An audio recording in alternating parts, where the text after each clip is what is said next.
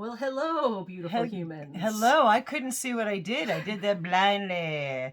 So, Is that what a goat does? I love your animal noises. Brr. Like I've said it in videos before. You ever, like, anyone, feel free to write animal noises you would like to hear her do in the next Destroy video. the animal It's almost as bad as when we attempt accents. Oh gosh, we have to do a video about that, us trying to do accents. Oh, it's on the list. We are horrible at it.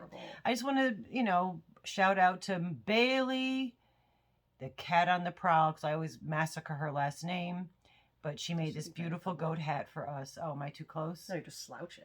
Oh, okay. I was trying to get my face in there. Oh, you can see it when you're sitting up. Yeah, I'm not going to wear it like this the whole video because I can't see only but spots, and it's making me a little claustrophobic.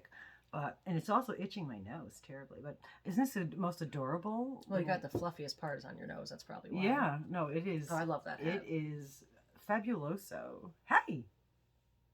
I'll take it off so it doesn't fall off because it's so cute. Got to be careful when things fall around here because we have dogs that like to eat stuff. This guy. So hello, yarny peeps, non-yarny peepers. Today we're just going to talk about some random uses for things that you might not think about having around at your home, but are beneficial. Not so pro tips. Not so pro tips. I'm just going to go in the order of the book because that's going to be the easiest way to do it. So vodka. Ooh, vodka. Yeah, so vodka. Always have Obviously, vodka. you know that you can drink it, but here are some other uses you might not have known about a vodka. Okay. She's telling me these, because, again... Like you said, we're all, when I'm doing this, we're in the room together, everybody's learning. I don't know what's going on, so we're all kind of... This is what we would do anyways. I tell her the cool things that I've learned since the last I've seen her. So here's some of them. Yes. So you can use it as mouthwash. It has antibacterial qualities, so that's a good thing to have around the house.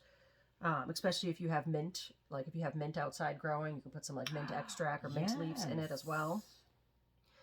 Pain relief, but not in the way you're thinking. Obviously, we all know we can drink it, but you can also dab it on blisters and cold sores and things to help in the healing process. Oh, isn't that amazing? Okay. Mosquito repellent. Wow. Yeah, you do a light mist on yourself. Yep, you're going to smell like... I like that. Smell like a wine. The book says drunk, that it helps keep away mosquitoes and other things, but not drunks. Well, it doesn't keep away drunks. It makes a joke about that. Yeah, the drunks actually are attracted to you. Tired of smelly feet nearby? Well, I don't anymore because I use the boot dryer. You don't. It's the boot dryer's great. If you have anybody that has a smelly foot problem, I'm telling you, I bought this boot dryer for like $30 online. It doesn't make any sound. Yeah. It just puts the lightest amount of air through the shoe, and I wear them all day. I can say to you that her feet were bad. Were really bad. I mean, like gag bad, and now I don't even notice. Like if she didn't have that, I would be smelling her feet right now. Yes. Just sitting here. Yeah, it was bad. She gets it from her father. You can also, I could. I always joke I got like the good business ethics and the sweaty and smelly feet, which I'll take it. And sweat. Oh my God. But yeah, you can use it to like wipe down on your feet to get rid of like smelliness, which you can also do with apple cider vinegar, which is another. Yes, we don't have that in this list. It's shockingly not in this book that I noticed. Apple cider vinegar is so good for so many things. Let's do one on that. Yeah, we should because we both use apple cider vinegar. So you can use it as an itch treatment if you have poison ivy, jellyfish stings, mosquito bites. If putting it on yourself to get rid of them, repel the mosquitoes doesn't work, put it on yourself after you get bit by them. And you could do the crushed aspirin too, because she's done that. If you take aspirin and crush it into like a powder and like mix it with a little bit of water and put it on a mosquito bite, that really helps. Make a paste out of it, that helps too. You can also use it to get rid of molds. So you would just take it full strength, spray it, and scrub. So if you have like a mold issue happening somewhere. Obviously, there's other things to use all these. This is like a survival, have vodka. You can use it for things. But these are, this is deodorizing clothing. So if you mist it onto clothing, it will kill the bacteria and like some of the odors. Again, you'll smell a little bit like the alcohol. Well, I wonder if it would really smell like the alcohol. If you let it dissipate. Yeah, if you let it sit for a little while. It would dissipate, I would think. If you were to take a half and half mix of vodka and water, you can make a good reusable ice pack. That's great with a zippy bag. That's a great idea. Yeah.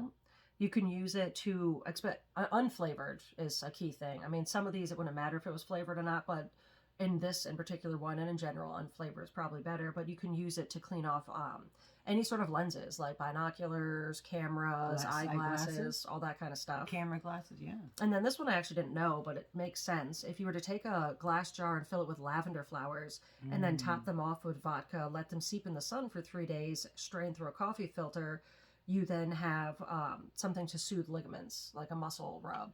Really? Yeah, so that's something we should try. And lavender is... Do you have lavender growing? I don't have any at the house. No, I don't. We'll have to get some lavender going. I've been doing the succulents, as I call them, sucklings. Sucklings.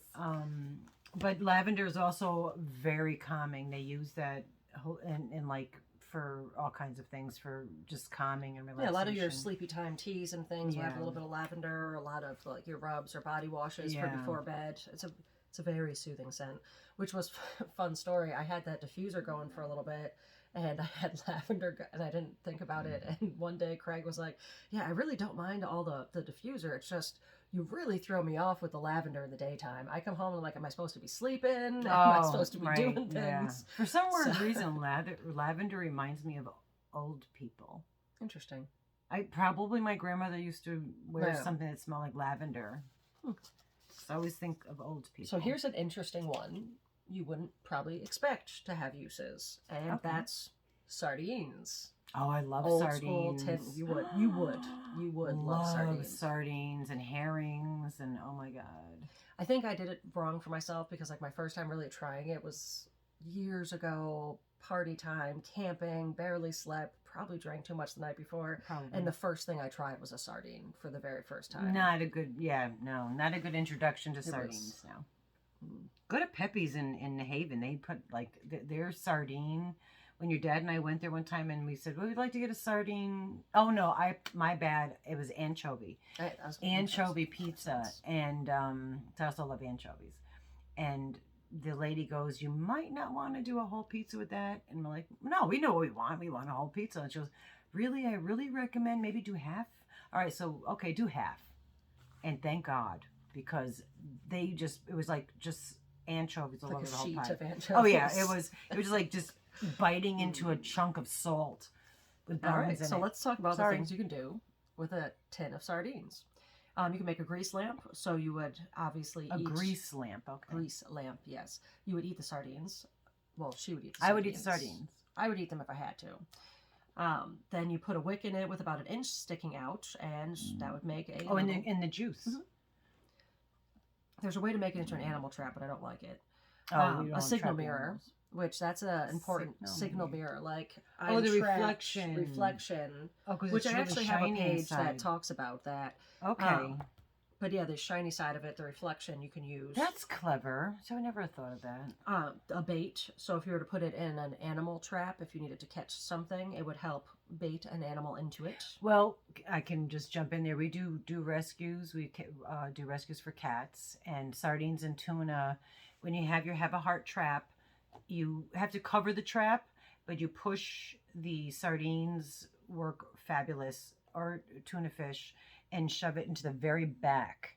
But then you cover the trap. That's important. A lot of people don't cover the trap, and that they'll go in there for that. So they can smell that for miles. So maybe not miles. But anyway, yeah, I'm sorry. Oh, this one's just talking about reusing the can itself, where you can put whatever survival needs you need into one of those cans and then duct tape, and it becomes like a waterproof container thing. Okay. A mini frying pan. So yeah, you wouldn't be able to like cook much, but if you really needed to cook, I mean, having cans like that around are good for cooking. Yeah, it does. It would work like a little, camp stove, which is the same concept, but. Mm-hmm. And they have larger sizes. Oh no, it's saying pour a splash of high-proof alcohol and light it up. So you would actually, instead of using it as a frying pan, fill it with something to cook over. So that's why it's 2 different sections. Oh, like a chafing dish. Yes, very much so. Emergency pet food, which that's something that people don't think about enough when you have your bug out bags. I never would have thought bug out bag. Because it's getting proteins and it's healthy for them. But just even having like emergency, like you think about having food for yourself, and like maybe you think about having food for the animals, but even having that, what's that? when you cut the animal's claws, if you cut too much in the powder, you stick it in to like stop the bleeding. Stop the bleeding. That's good to have in there. I can't think of the name of that right now. I know, and you have that. I literally in the have house. it in my cabinet. But like that's something like just having emergency things for your animals as well First as for yourself. First aid for animals, yeah. Just in case if you get trapped in the house for a while. Yeah. Or have to run out of your house. And then this one was interesting. So using it as a shelter smoker. In the sense of you would take it, you would put some red hot coals in the bottom, crumble dry rotten wood on the top, especially if it's a little bit even if it's a little bit moist, that's fine, but like put that on top, stick it into a safe spot inside of a building, and then walk away, close the things, and let it smoke out to drive out certain critters and things. So you go to your cabin or your little hut in the woods that you haven't been to in forever. What a great idea, because all the animals take up housekeeping in there while you're gone. So yes, those are just 2 of the uses. We have some more to come, but we're already about 10 minutes, so I figure we'll... These are not so pro little tips that I think a lot of people, they're things that you don't think about. Exactly. Don't forget to have a bug out bag for your pets. Yeah, bug out bag and add that first aid, stuff in there because they need it. Yes. Have a nice day.